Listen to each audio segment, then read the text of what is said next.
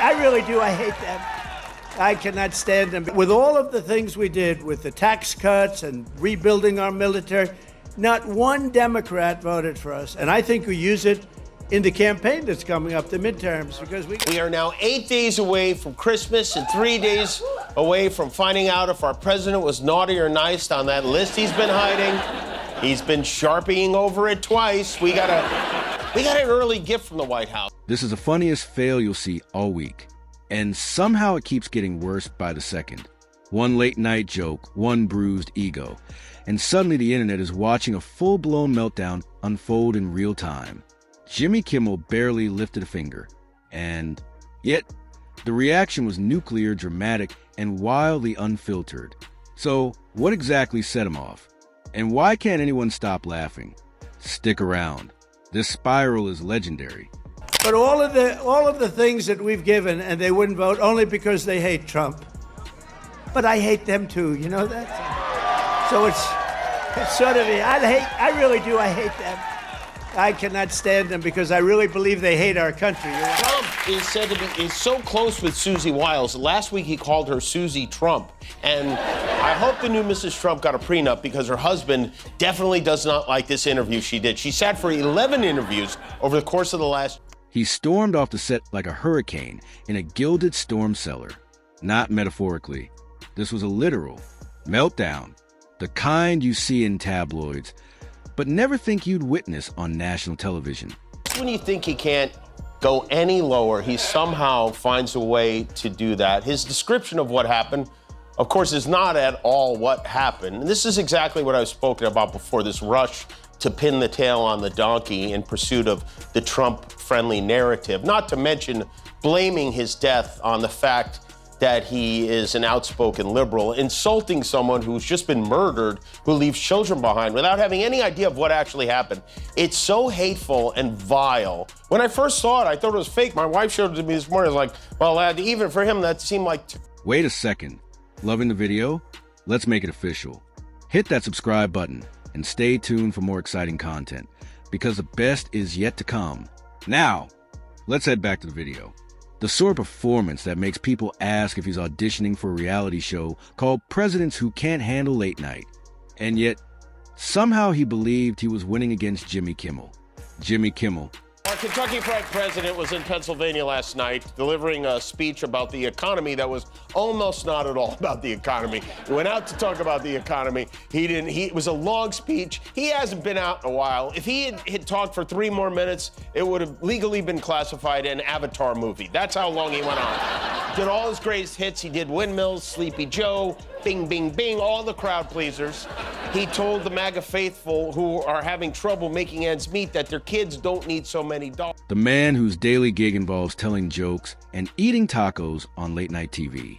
Somehow in Trump's mind, that was a threat to democracy, or at least to his ego.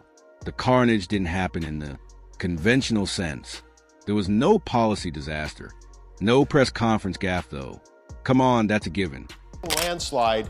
Trump might actually be able to rebury the Epstein files under it. The Senate today sent the bill to the White House. Now, usually when Trump gets a bill, he declares bankruptcy and doesn't pay it. But this one, he's going to have to sign it, or at least he says he's going to sign it, which means there's about maybe a 12% chance he will. Trump hasn't been this nervous about signing something since Don Jr.'s birth certificate. And he's not the only one. Speaker Mike Johnson, who shut most of Washington down for like 2 months to try. This was pure ego warfare. A verbal joust in which one side came equipped with wit, timing, and a full-fledged audience that understood the difference between satire and reality, while the other side seemed to think sarcasm was some sort of personal attack designed to fracture the nation. And the fallout? Let's just say it looked like a Twitter account on fire with capital letters and a storm of fake news retweets. The first moment of impact came the instant Jimmy Kimmel leaned into the camera, like he knew exactly where the soft underbelly of Trump's ego was buried. He didn't even raise his voice, and he did, or tried to. At first, it was subtle. A few tweets. Caps lock engaged naturally. Totally unfair. He typed as if the very universe conspired to hand him an insult wrapped in a candy shell. Then came the videos, the Instagram rants, the half-baked press releases that read like someone had mashed up a crossword puzzle with conspiracy theory newsletter. Each statement somehow managed to be both defensive and aggressively self-aggrandizing, a combination that defies human logic, but somehow defines Trump. Ate 4 latkes and 2 yarmulkes. It was weird. I wonder if he forced them to say Merry Christmas. You know, among the many wars Trump's been bragging about ending, he seems most proud of ending the war on Christmas. Nobody loves to take credit for the words Merry and Christmas more than our own Santa Claus. If I become president, we're all going to be saying Merry Christmas again. That I can tell you. Very soon, we're going to start saying Merry Christmas again. I told you that we would be saying Merry Christmas again, right? They weren't saying Merry Christmas. Now they're saying Merry Christmas. Meanwhile, the public watched in disbelief. Not that anyone was surprised by the meltdown. This is, after all, a man who treats televised events like personal insults, but because the magnitude of it felt cartoonish. There's a difference between political heat and cartoon-level chaos. And somehow Trump managed to stride right across that line with a 10-foot ego pole. He wasn't just losing an argument. He was flailing in slow motion, arms wide, face animated in ways that made you wonder if he'd been secretly studying Saturday morning cartoons for inspiration. The irony, of course, is delicious. Here was a man who spent years criticizing comedians, late-night hosts, and basically anyone who smiled in public without permission, now completely undone by the very institution he mocked. Because nothing is ever small with Trump, the meltdown transitioned seamlessly into a full-blown media blitz. CNN, Fox, Twitter, every platform imaginable was suddenly covered in what could only be described as Trump's version of poetic chaos.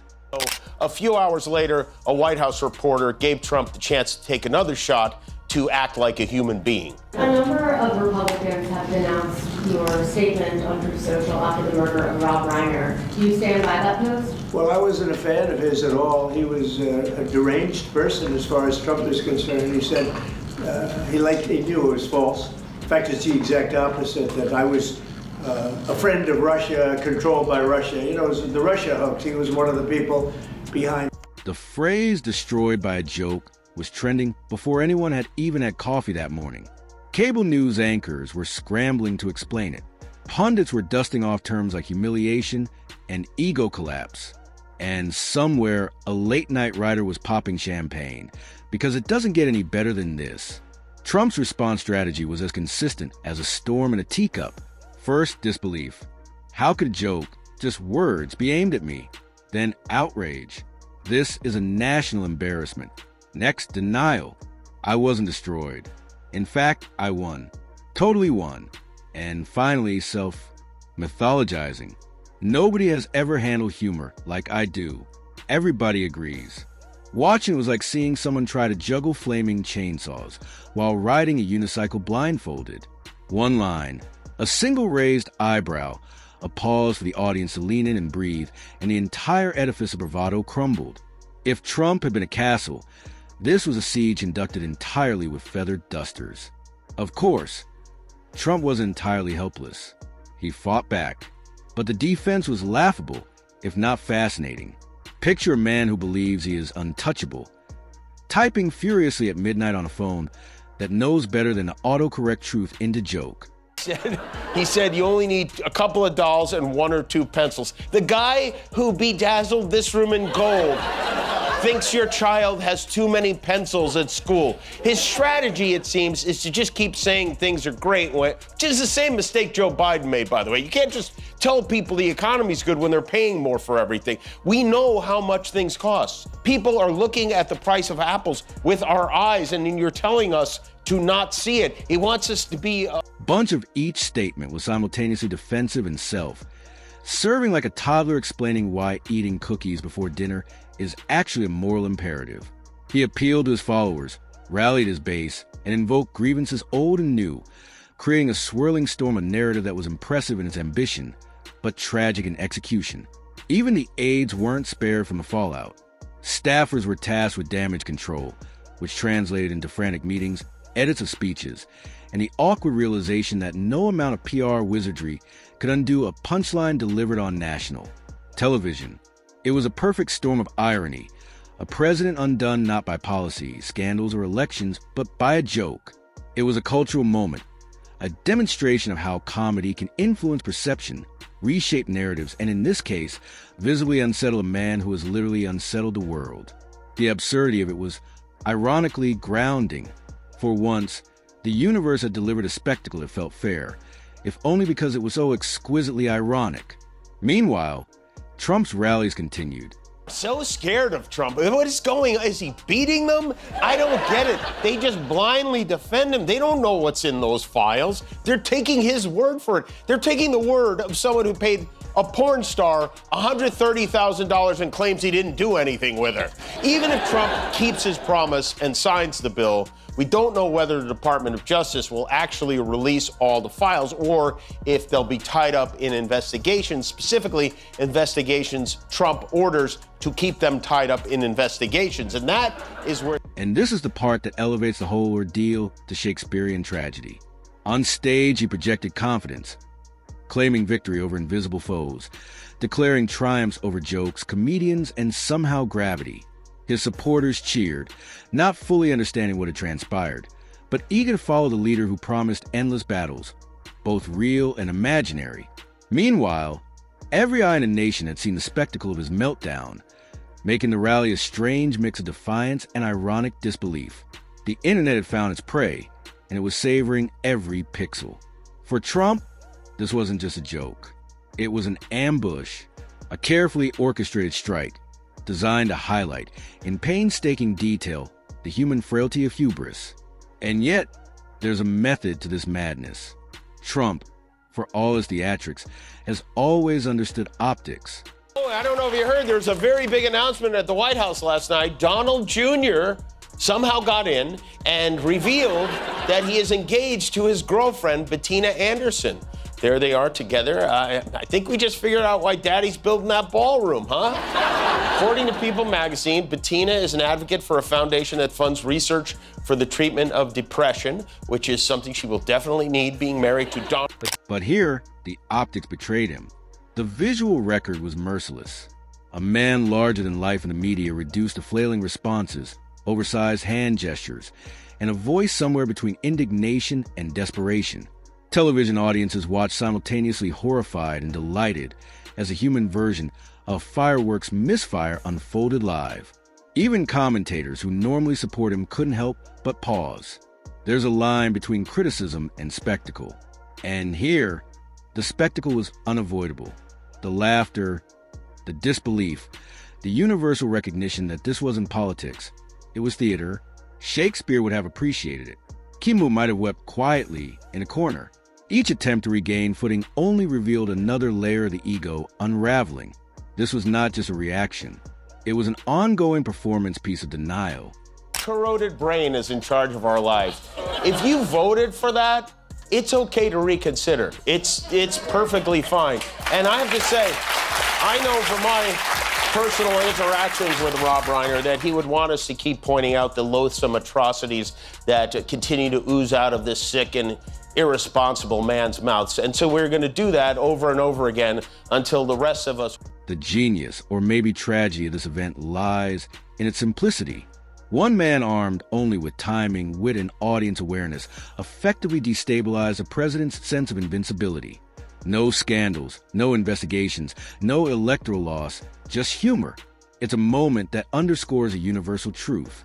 No matter how powerful you become, some forces like laughter are untouchable, unstoppable, and utterly democratic. Analysts pontificated, late-night hosts laughed, social media rejoiced, and somewhere historians scribbled notes in disbelief. For a brief shining moment, the world got to see a very human flaw exposed in full technicolor. Yet, even as the meltdown continued, there's a lesson in the chaos. It's not that Trump was destroyed in any permanent sense.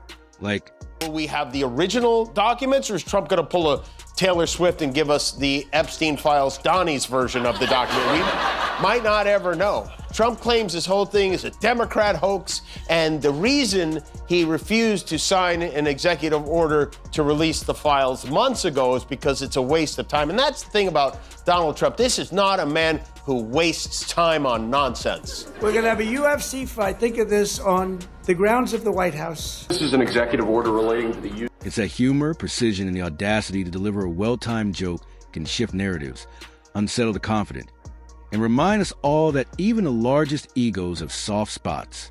It's a tale as old as time. Pride before the fall.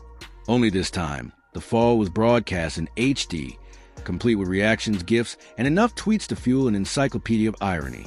And now, as we look back, the legacy of that night becomes clear. It wasn't just a meltdown.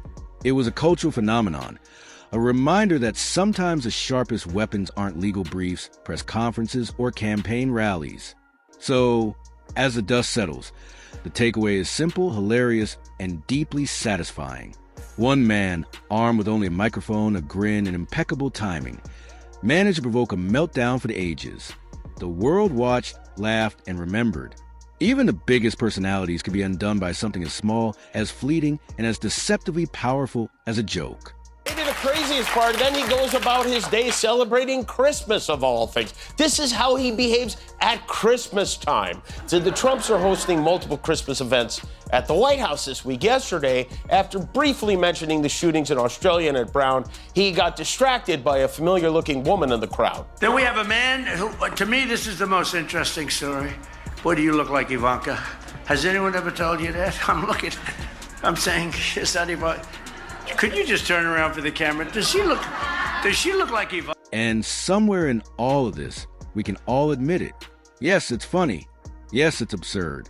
And yes, it's completely wonderfully human. And of course, the aftermath wasn't just about jokes and tweets. Oh no, it spilled into every corner of American life.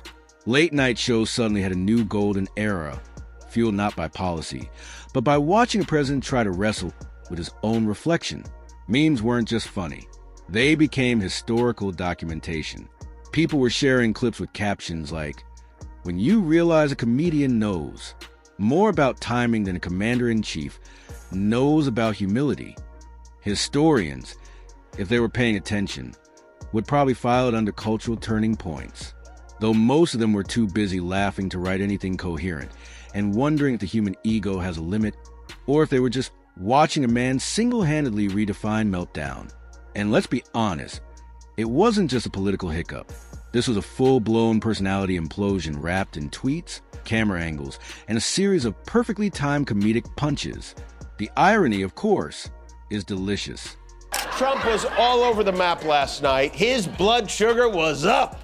Here we go again, ladies and gentlemen. I got indicted. Donald Trump married his sister. I married my sister. Donald Trump lied. Close the freaking border. Every rally I had, I don't know how they do it. Sure, what? These people go to jail. Jail. Oh my God, this is terrible. What about eggs? Eggs, Somalia. I didn't say Bonnie and Clyde, Houdini, Pinocchio, crocodiles, bird. For decades, Trump built a persona untouchable by criticism. Nobody insults me and gets away with it, he would say, as if the universe itself conspired to keep him immune. And yet here we are.